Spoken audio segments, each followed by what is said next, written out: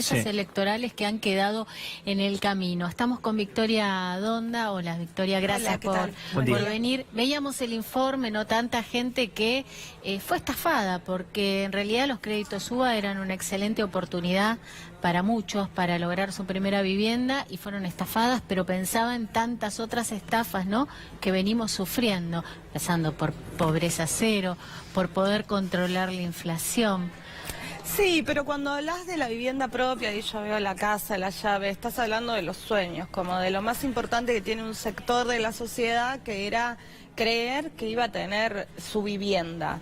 Y hoy se encuentran ante la situación angustiante. Yo hace unas semanas estuve hablando con gente de la Villa Olímpica, que de pagar 15.000 pesos, 17 de cuota para poder tener su casa propia, hoy están pagando 37, 35, o sea, la verdad es que el aumento de la cuota es exorbitante y esto es porque está estado de la inflación. Hay que recordar que en este tiempo de Macri tenemos la inflación más alta desde el año 91, ¿no? Entonces, ¿a quién beneficia el gobierno? Está claro, a los que se benefician con las ganancias de cobrar estos créditos UBA, que además, al estar atados a la inflación, generaron una expectativa en una parte grande de la sociedad, pero hoy no sabemos bien cómo va a terminar esto. Diputada, y hablando de expectativa, ¿le genera alguna expectativa a los anuncios que llegarían del presidente Mauricio Macri el próximo miércoles sobre consumo, sobre precios? No, expectativa positiva ninguna. Digo, después de haber escuchado tanto el discurso de Macri en la cena de CIPEC como el discurso de Peña en el Congreso Nacional, me parece que están como negando la realidad. Digo, porque bueno, yo creo que tienen dos caminos: o siguen negando la realidad o aceptan que fracasaron y aceptan que no pueden seguir dirigiendo este país. ¿Qué serían anuncios electorales entonces? Yo creo que son anuncios electorales. Yo creo que este gobierno fracasó en lo que le explicó de cara a la sociedad. Esto lo quiero dejar muy claro, porque hay quienes se enriquecen, ¿eh? O sea, con el aumento de las cuotas de los créditos UBA, los bancos están ganando un montón de plata. Entonces hay que ver a quién beneficiaron y a quién perjudicaron. Perjudicaron a toda la sociedad. ¿A quién beneficiaron? Una parte bastante pequeña de la sociedad se está enriqueciendo, y mucho, con el modelo de Macri. Bueno, de hecho, hablabas de campaña electoral. Fíjate todo el run que hay para hacer un anuncio de precios cuidados, porque están viendo a ver qué título le ponen, porque no quieren que se parezca al del anterior gobierno, para ver si lo hacen en el marco de la campaña o si termina siendo un boomerang, como todas estas últimas medidas que están tomando. Sí, porque precisamente lo que no se puede hacer es ocultar que hoy, cada vez que vas al supermercado, te encontrás con aumentos de precios. No podés desconocer que la canasta básica en estos 3 años aumentó el 300%. Yo les pregunto a cualquiera, les pregunto a ustedes, ¿en cuánto aumentó?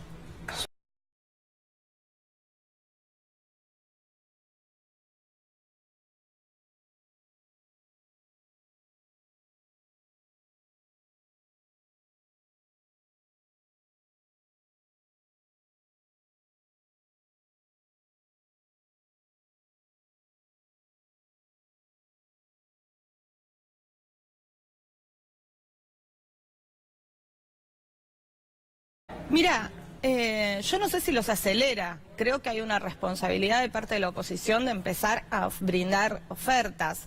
Mucho no los ha acelerado porque estamos bastante cerca de las elecciones y todavía no sabemos. Si vos me preguntás hace 2 meses quién es el candidato a presidente, yo digo, bueno, el único que es seguro candidato a presidente es Macri. Hoy no está seguro. No está tan seguro. Claro. Y no hay como seguridad casi de ninguno, salvo de algunos hombres que salen a marcar una posición política. Felipe Solá, con quien venimos recorriendo la provincia, trabajando juntos en todo el país, en provincia de Buenos Aires, en la ciudad de Buenos Aires, armando un equipo que muestre que hay quienes nos preocupa tener una alternativa de futuro y de cambio. Es muy interesante. De cambio, cambiemos. Está bueno, hay que cambiar, cambiemos. Todo el run interno, ¿no?, que hoy está trascendiendo. De hecho, bueno, dentro de minutos se reúne Macri con Vidal, con los candidatos sin tierra, o sea, aquellos que pertenecen o se van a candidatar en la provincia de Buenos Aires en lugares que hoy no están en manos de Cambiemos. Las reuniones que fueron ayer en Casa de Gobierno, donde se sabe que, por ejemplo, el gobernador Morales le echó en cara a Marcos Peña que Durán Barba no saliera tanto en los medios. Digo, se está como viendo el run interno de esta pelea, ¿no? Que también hay ese tironeo interno en el marco de que ya no están dando tan bien los números. Ya no están dando bien los números y eso se muestra, pero a mí lo que me parece importante es que no dan los números de la gente en la casa, no te dan los números para llegar a fin de mes. Entonces el resto de las peleas de Cambiemos, el resto de las peleas de una parte de la oposición, de la política, y al ponerlo tan en escena y en primer plano, lo que hacemos es no hablar de lo importante es que tenemos un Congreso que no está funcionando, porque el gobierno se encarga de que no funcione, porque son los que tienen la responsabilidad de hacer que funcione. Abonás el discurso de Graciela Camaño del otro día. Y muchas propuestas para enfrentar esta crisis económica. Cuando yo voy caminando por la calle, la gente me dice dos cosas. Primero, únanse porque no se aguanta más esto. Y después hagan algo para frenar la crisis, para frenar la caída. Bueno, para frenar la caída hay que ponerse a decir, muchachos, la leche no puede estar más cara que un litro de nafta. Sí.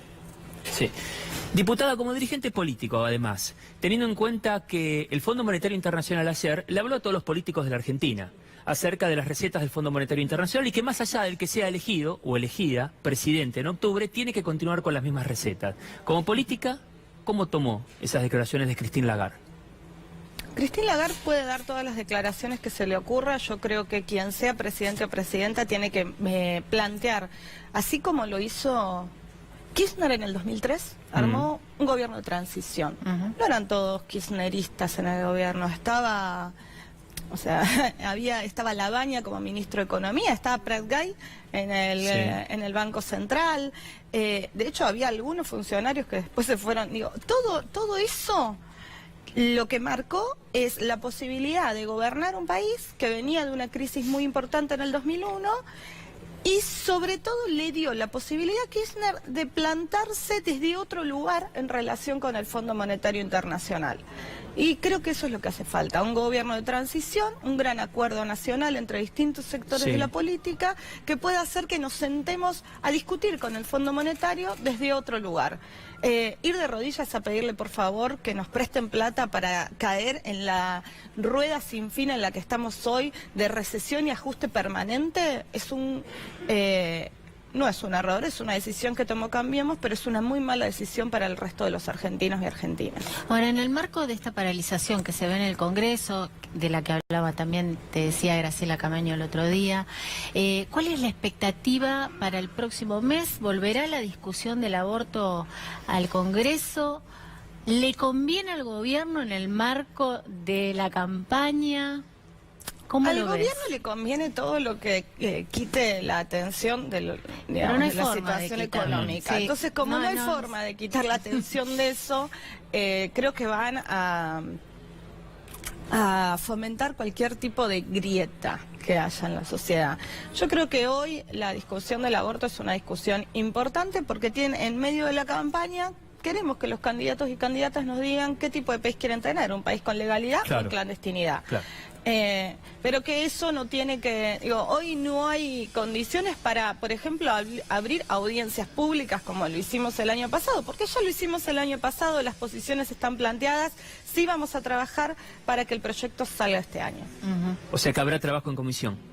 Habrá trabajo en comisión. El trabajo en comisión está hecho. El consenso en la Cámara de Diputados se juntó el año pasado y tuvimos media sanción. Habrá que ver cuál es la mejor estrategia legislativa para que este año podamos tener otra media sanción. Y hablando de temas parlamentarios y en un año político, ¿hay algún desafío fuerte para el Congreso en este 2019 o es todo expectativa electoral? No, hay un desafío fuerte. Uno de los desafíos es poder sacar la legalización de la interrupción voluntaria del embarazo. Otro de los desafíos es reunir las voluntades necesarias para frenar los tarifazos. Hay que frenar los tarifazos, sobre todo en los servicios públicos. Ustedes piensan que este mes la gente va a estar recibiendo boletas de gas con un 80% más caros que el año pasado. Imagínense lo que va a ser en julio cuando el frío empiece a apretar. ¿Cómo va a pagar la gente esas boletas? No solo la crisis de cómo pagar esas boletas, sino en los lugares más vulnerables, la cantidad de gente intoxicada que va a haber resultado de los medios que van a usar para poder calentarse, porque las garrafas también aumentan. Entonces, necesitamos urgente poner el Congreso a funcionar para frenar los despidos, frenar los tarifazos, frenar el rumbo de este gobierno que parece dispuesto a llevarlo. Bueno, en ese sentido, quedó marcado ya el 1 de marzo, y esto es comunicación política, que el discurso del presidente Mauricio Macri cambió de tono, algo que reafirmó también el jefe de gabinete Marcos Peña cuando estuvo presente en la Cámara de Diputados. Como resumen de la semana y también lo que fue Marcos Peña en diputados, ¿cómo lo resume usted? Ese tono que toma el gobierno ahora de confrontar también en el discurso político. Me parece como un manotazo ahogado perdido. El gobierno fracasó, el gobierno está muerto y va a hacer cualquier cosa para tratar de vivir. El problema es que en ese cualquier cosa es campaña sucia por los medios de comunicación, es fake news en las redes sociales, es cualquier cosa, es hacerse los enojados. ¿Enojados con quién están? Yo lo escuché al presidente pedirle a los argentinos que confiemos en nosotros mismos. Yo en nosotros mismos confío, no confío en él. Ese es el problema. Entonces, tanto enojo con la sociedad que deja de confiar en él, y la verdad es que cuando vos vas al supermercado y aquellos que te prometieron, que te pidieron que le juzgues la gestión para ver por si han sido capaces o no de bajar la inflación, lo único que está haciendo la gente es haciéndole caso, está juzgando la gestión. Lo que pasa es que ha sido inútiles para la sociedad, muy útiles para la clase social que representa. ¿Cómo estás viendo todo lo que está sucediendo en la justicia? Con preocupación, pero no es nuevo. Creo que el Poder Judicial es uno de los poderes que tenemos que rediscutir, ¿no? Necesitamos un Poder Judicial de cara a la sociedad que... No es nuevo porque se sabía. No se sabía públicamente, pero se conocía. No, porque se sabía, no es nuevo porque la gente lo sufre. O sea, cuando vos hablás del Poder Judicial, de estas ollas de basura que se destapa y de mugre que se destapan, te puede parecer como que no te toca, pero cuando vos tenés que ir a la justicia por cualquier otra cosa, te das cuenta que funciona mal para todos. Entonces, eso se siente aún para una mujer que tiene que ir por un caso de violencia de género y lo que tiene que esperar para que se resuelvan algunos casos. Se siente para una persona que tiene que ir a hacer una demanda laboral. Se siente. Cómo funciona el Poder Judicial alejado de la sociedad, se siente. Entonces ahí hay que rediscutir qué es lo que queremos tener como administración de justicia. Yo te entiendo tu punto de vista, que lo siente todo el mundo, pero cuando hablamos de la utilización de supuestos agentes de inteligencia, porque después nos enteramos que al final ni abogados eran, para armar causas... No, claro, bueno, por eso digo... y donde podrían estar implicados... Esto lo siente todo el mundo. Hasta los más altos funcionarios del gobierno, bueno... Esto lo siente todo el mundo. Los agentes de inteligencia los sabíamos todos desde hace bastante tiempo. Entonces hay que dar de cara a la sociedad, la política, un debate. Y es, ¿qué hacemos con la AFI y con la CIDE? ¿Qué hacemos? ¿Para qué la queremos? ¿La queremos para abrir carpetazos a la oposición y a propios para tenerlos agarrados? Para eso la queremos, porque yo les podría pedir a ustedes dos, que son dos personas informadas y formadas, que me digan un caso resuelto por la CIDE, por la AFI, que haya sido resuelto bien. Uno solo. No hay. Entonces, ¿para qué? No digo que no la tengamos, digo, ¿para qué la tenemos? Y empezar a prestar atención a eso. ¿Cuántos fondos reservados se nos van en esa estructura de espías ilegales que tenemos? Claro. Diputada, cuando usted habla que tiene contacto con la gente, cuando la gente habla de los precios del día a día, y si le preguntan cómo se cambia esta situación, ¿cuál es la respuesta? Lo primero que hay que cambiar es el presidente. Con este capitán vamos a mal rumbo. Lo segundo que hay que cambiar es el rumbo. Hay que sentarse con el Fondo Monetario, restablecer una forma de diálogo donde no seamos lacayos de ellos. O sea, nosotros que tengamos en Argentina una oficina del Fondo Monetario Internacional diciéndonos lo que tenemos que hacer. Es una renuncia de soberanía como increíble y que nos lleva al lugar donde estamos. Lo que ha hecho el Fondo Monetario en el mundo se ve en el mundo, se ve en Grecia, se ve en España, o sea, se ve.